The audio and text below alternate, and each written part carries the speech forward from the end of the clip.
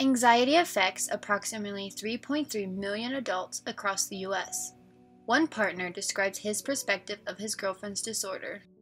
I think one of the things that freaks her out the most is that she's losing control, or that someone else is controlling her life, or like she doesn't have a decision, so she feels powerless. And this is what life is really like.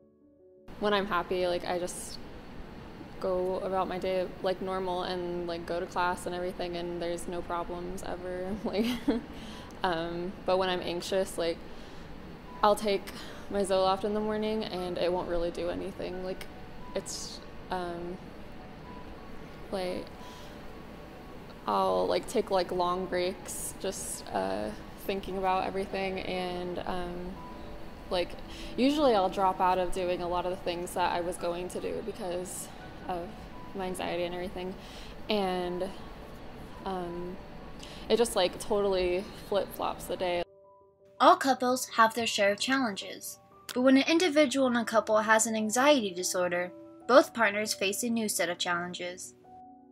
I don't think it affects our relationship that much anymore, but at the beginning it was hard for me to understand things she was going through, and it's hard for her to kind of voice her emotions when she has anxiety, or when she has anxiety attacks.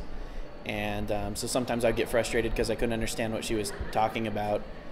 But now it's more, we just have to think of ways to make sure it doesn't affect things. So that's the whole point, kind of, is we're trying to make the anxiety a non-factor in our relationship. I was actually diagnosed right around the time that I started talking to Robbie. We kind of grew into it together.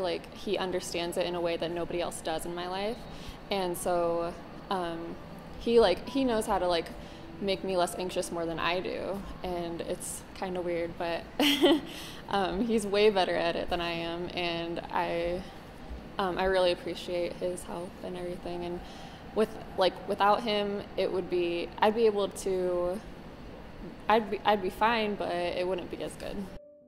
Recovery is a slow process. It requires hard work, dedication, love, support, patience, and encouragement. The important thing that I do, or the thing that works the best, is trying to get her to realize the actual scale of the thing she's nervous about or anxious about, because usually it's something that is not life-changing. It's not a big problem. Things are almost never as bad as she thinks they are when she's going through a period of anxiety. And I try to help her remember that she's in control of her situation. I just want to help, and I want to help her do the things that she needs to do, and I care about her.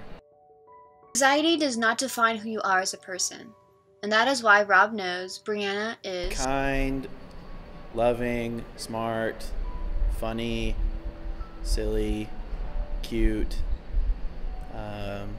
shy. Reporting for Com360, Kylie Nordin.